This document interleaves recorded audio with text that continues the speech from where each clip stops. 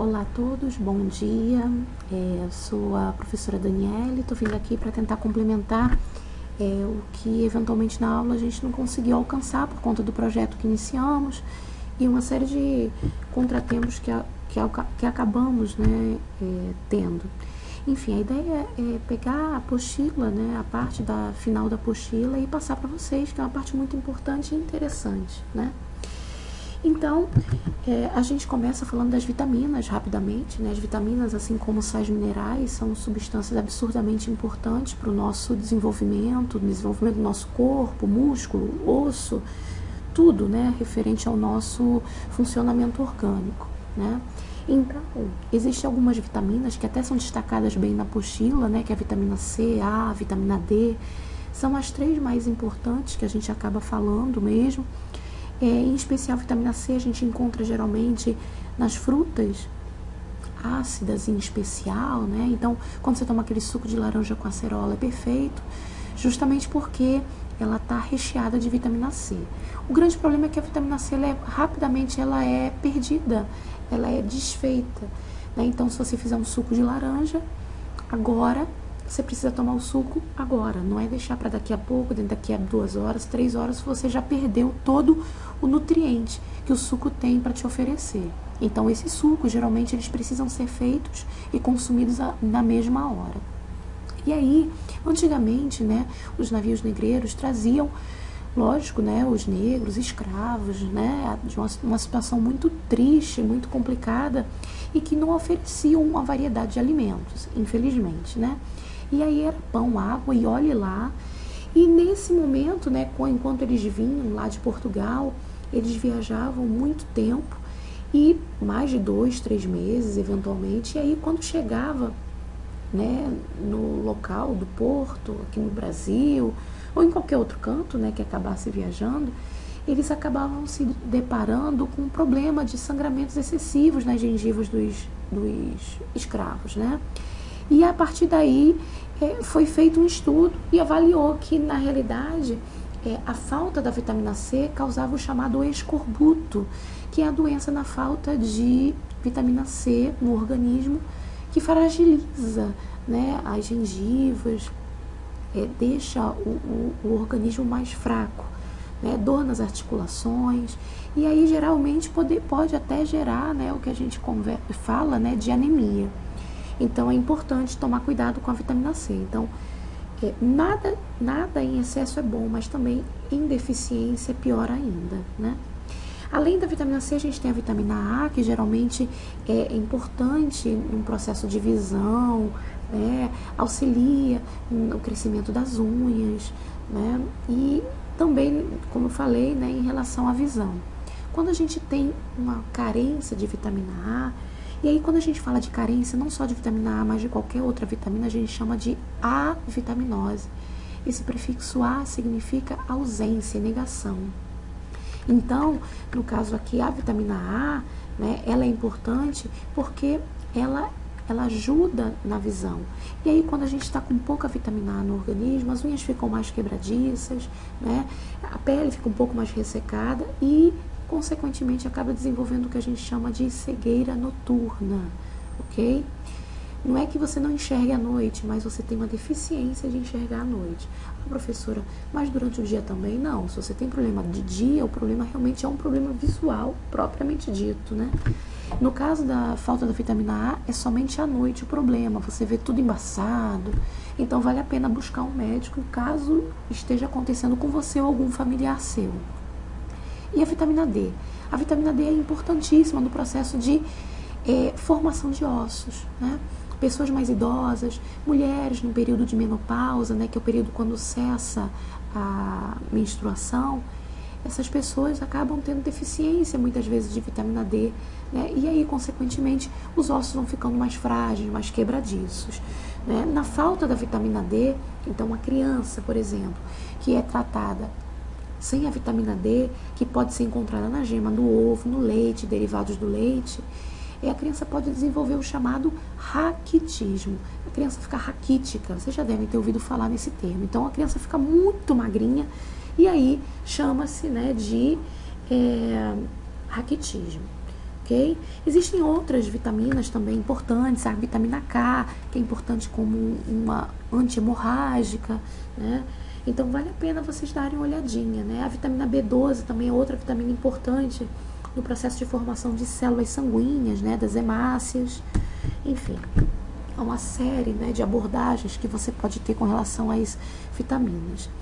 Em relação aos nutrientes como um todo, né, a gente tem 3 grandes nutrientes, que são os construtores, relacionados às proteínas, e aí a gente encontra as proteínas geralmente em carnes, ovos, mas também em grãos, né, como feijão, por exemplo.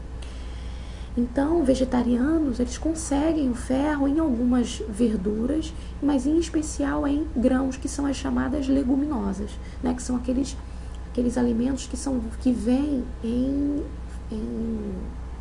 vagens, né, como o feijão, como a ervilha, né. Nós temos também os alimentos chamados de energéticos. Os alimentos energéticos são aqueles carboidratos e lipídios, são aqueles que fornecem energia. E, infelizmente, né, quando fornece energia e essa energia não é queimada o suficiente, a gente acaba engordando, né? Não tem jeito. Então, acumula gordura. Esse que é o grande problema. E, por último, os alimentos reguladores, que são vitaminas e sais minerais, que auxiliam no equilíbrio de organização das moléculas do nosso corpo, propriamente dito. Então, qual é a dica para uma alimentação balanceada? É você ter uma cor variada no prato, né? Então, quanto mais variedade de alimentos, melhor. Lógico, não posso ter variação de alimentos de um mesmo grupo. Por exemplo, arroz, macarrão, farofa e salada de batata. É tudo a mesma coisa, é tudo carboidrato. Então, a gente pode botar um ovo, uma carne, ou seja, ela de frango, peixe, carne de boi, né? Coloca um pouco de grãos, né? Aí você pode colocar uma lentilha, pode colocar um grão de bico. E aí você vai colocando muita verdura. O único que é liberado é alface, verduras, né, coisa verde. É liberado e não pesa nada, né, na dieta. Além disso, né, vale lembrar que tudo que a gente consome, ele precisa ser conservado de alguma forma. E por isso que nutricionistas indicam evitarmos o consumo de alimentos industrializados. Hoje em dia, infelizmente, é o que mais a gente vê, né? Então é latinha disso, latinha daquilo, tem feijão em lata, vocês já viram? Aquela carne que é vendida em lata, que é um horror aquilo. A quantidade de conservantes é surreal, é absurda. Então a possibilidade de causar mal é muito grande. Então qual é a dica que geralmente nutricionistas dão? Se você quer consumir algo que te dê uma nutrição de verdade, você precisa comer alimento de verdade. E o que é alimento de verdade? É o biscoito fofura? Não é. É a comida, né? Uma fonte natural de alimento. É o feijão, é o arroz, né? Eu não digo, lógico, né? Eu não estou sendo radical ao ponto de dizer que você não pode nunca mais comer um biscoito desse. Mas ele não pode ser base de vida, base de nutrição do teu corpo, né? Você precisa de mais, você está estudando, você precisa evoluir, você precisa melhorar. Então existem algumas técnicas, né, de conservação, adição dos conservantes que a gente viu em aula, né, lá nos rótulos dos alimentos, mas a gente tem a técnica de salgamento, por exemplo, né, como está sendo mostrado aqui, né, no bacalhau salgado, né? Esse bacalhau salgado, assim como carne seca, são alimentos que possuem sal para quê? Para desidratar o alimento. Caraca, professora, por que eu vou tirar a água do alimento? Você vai tirar para evitar que micro-organismos se desenvolvam nele. Então, sem micro-organismo, né, ou melhor, sem água, sem micro-organismo. Você também pode embalar a vácuo. O que significa embalar a vácuo? A grande maioria dos micro-organismos utilizam oxigênio. Se você tira o oxigênio do sistema, tem vida? Não tem. É igual ao nosso planeta, né? Vocês viram lá no 6º ano. Ou melhor, no 7º ano. No 7º ano a gente viu que a vida surgiu no planeta a partir do momento que o oxigênio, né, ou melhor, os organismos, né, melhor informando, né, os organismos mais desenvolvidos, eles acabaram se organizando melhor na presença do oxigênio, porque começou um processo de obtenção de energia mais potente, vamos dizer assim. E aí o oxigênio, então, é fundamental na vida, certo? sem oxigênio, também sem a grande maioria dos micro-organismos. E aí a gente entra, né, depois que a gente conhece os alimentos consideravelmente, né, a gente entra no processo de digestão. O que é digestão?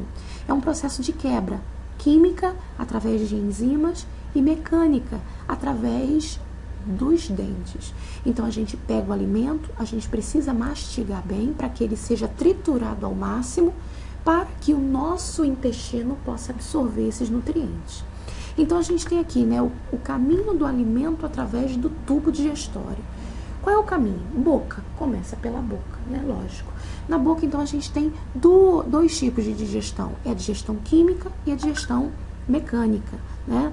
Além disso, o que a gente vai ver? Uma vez que há uma mastigação efetiva, uma mastigação bem legal, várias vezes mastigando, esse alimento passa para a faringe. Poxa, professora, a faringe vai acontecer o que lá? Nada. Simplesmente o alimento vai passar. É um espaço de passagem onde o alimento vai alcançar a segunda região, que é chamada de esôfago. O esôfago, então, é a terceira parte do tubo digestório e lá o alimento vai ser levado até a próxima parte, que é o estômago. No esôfago, normalmente, não tem digestão alguma. É também região de passagem, ok? Como que esse alimento consegue chegar ao estômago? Ah, com certeza, professora, é por conta da gravidade, né? A gente sabe que gravidade é uma força que puxa tudo para baixo. Por isso que quando você tropeça, você não voa, você cai, não é verdade? Se você voar, você me avisa, porque eu quero te estudar. Enfim, então, a faringe, quando o alimento sai da faringe e vai para o esôfago, essa musculatura do esôfago, porque tudo é músculo, né?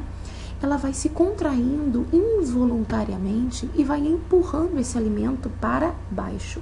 Por isso, pessoas quando ficam de cabeça para baixo, ainda assim conseguem engolir e o alimento chega no estômago, né? Então, isso é uma curiosidade, né, bem realmente interessante.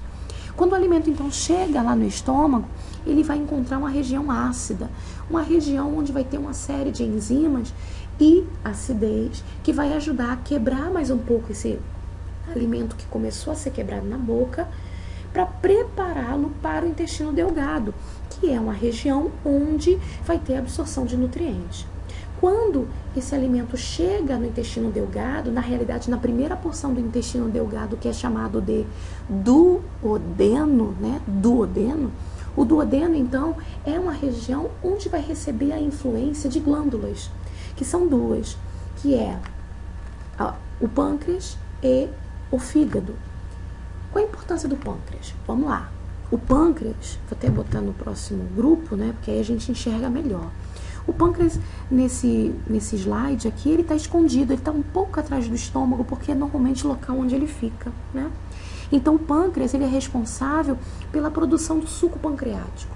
O que é suco pancreático, professora? A gente bebe? Não, a gente produz para auxiliar no processo de neutralização da acidez lá do estômago. Imagina, eu pego um ácido, jogo em cima de uma superfície. O ácido geralmente corrói essa superfície.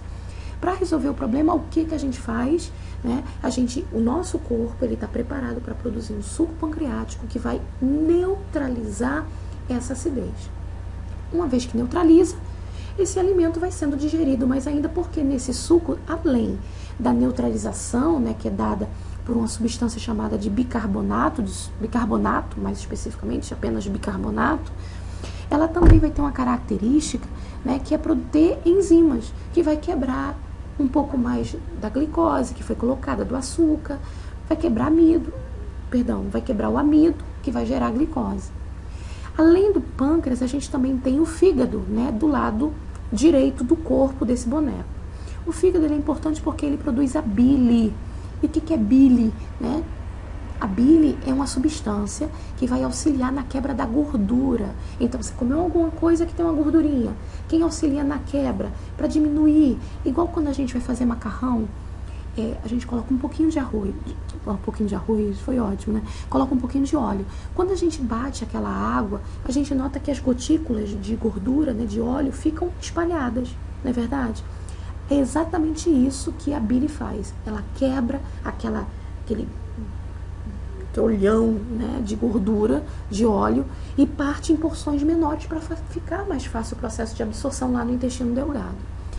E aí, quando essa bile é produzida, ela tem que ser guardada em algum canto, tem que ser estocada, que é na vesícula biliar. Então, a vesícula estoca, armazena a bile. E quem produz bile? Fígado, ok? Fígado produz bile, vesícula biliar armazena bile. E o pâncreas produz suco pancreático. Show? Então, quando esse alimento está todo sendo metabolizado no duodeno, que é a primeira porção do intestino delgado, ele vai passar para o intestino grosso, onde esse alimento que foi absorvido ao máximo, né, o resto que não foi absorvido vai passar para esse intestino grosso, onde vai ter a absorção de nutrientes, né? Perdão, vai ter a absorção de água e eletrólitos, que vai fazer com que o nosso corpo mantenha-se hidratado. Caraca, professora, de onde veio a água que vai estar no intestino grosso? Veio da água que a gente bebeu? Veio do suco? De onde? Veio do próprio alimento. Se na realidade o ideal é que você não beba enquanto você come, né? Você pode até beber 30 minutos antes ou 30 minutos depois, né? Para não atrapalhar o processo de digestão. Enfim, então, conforme o resto do alimento vai passando pelo intestino grosso, ele vai sendo reduzido, né? Aquele resto vai sendo reduzido porque a água é reabsorvida, alguns íons são reabsorvidos, até que no final, quando chega na região, porção final do intestino grosso e reto, a gente vai ter a formação das fezes, que precisam ser íntegras, né? Não pode ser aqueles cocôs, né, de cabrito que a gente chama, né? Então tem que ser as fezes precisam ser íntegras para indicar que a quantidade de água que você está ingerindo tá legal, e também as fezes precisam ser marrons, né? Não é preto. Preto indica que está tendo sangramento, não pode. Normalmente as fezes precisam ser marrons. E aí é através do ânus por onde, né, há a eliminação das fezes, ok? Então esse é o processo digestório simples e rápido, né? Essa imagem, né, essa parte do arquivo é perfeito, né? Do lado da apostila, é tranquila para você entender. Então, aí eu coloquei até essa curiosidade que também tudo está na apostila, né? E tem assim, depois que comemos, parte do sangue vai para o intestino do sistema digestório e recebe secreções liberadas pelo fígado e pelo pâncreas. Falamos sobre isso. Essas substâncias alteram a química do sangue e quando ele circula pelo cérebro, torna sua atividade mais lenta. Aí temos a sonolência. Além disso, né, além dessa questão, né, a própria produção do ácido clorídrico, que é o que faz o estômago ser ácido, leva a uma produção química que deixa o sangue um pouco diferente. E isso deixa a gente meio lento, meio devagar. Por isso que depois do almoço dá aquele soninho. Em especial quando a gente come comidas pesadas. O que são comidas pesadas, né? É tipo feijoada, né? Mocotó. São alimentos que têm um teor de gordura maior, um teor de lipídios em grande quantidade. E aí tem um mini exercíciozinho pra gente testar aqui. Então, o que é o número 1? O número 1 é a boca, né? O número 2, ele liga a boca até o 4, né? E aí o 2, então, só pode ser o esôfago. Muito bem. Depois do esôfago, a gente tem o 3, né? Vou seguir o número, infelizmente o número aqui tá trocado. O 3 quem é? É o fígado, né? Que produz a bile, certo? O 4, quem é 4? O 4 só pode ser o estômago, né? Bolsa, onde vai receber o alimento e vai torná-lo ácido para ajudar no processo de digestão futura. O 5 é o pâncreas. O pâncreas produz suco pancreático e outras substâncias que não vêm ao caso agora. Quando a gente chegar em sistema endócrino, eu vou falar de novo do pâncreas, não esqueçam. Além do número 5, né, que é o pâncreas, a gente tem o 6, que é o intestino delgado, que é o local onde vai ter o final da digestão e absorção dos nutrientes. Então, o aminoácido, a glicose, os lipídios que vieram no alimento vai ser absorvido para passar para o sangue para ir para todas as células do corpo. Além do intestino delgado, a gente tem o 7, que é o intestino grosso, né? E o último, que é o 8, é o local por onde saem as fezes, que é o chamado ânus. Ok, gente? Perfeito, era só isso que eu queria falar para vocês. Espero que o vídeo não tenha ficado tão grande, não tenha ficado tão cansativo. E a gente se encontra hoje à tarde e na semana que vem também eu pretendo falar um pouquinho sobre isso e finalizar o projeto que a gente começou, até por conta dos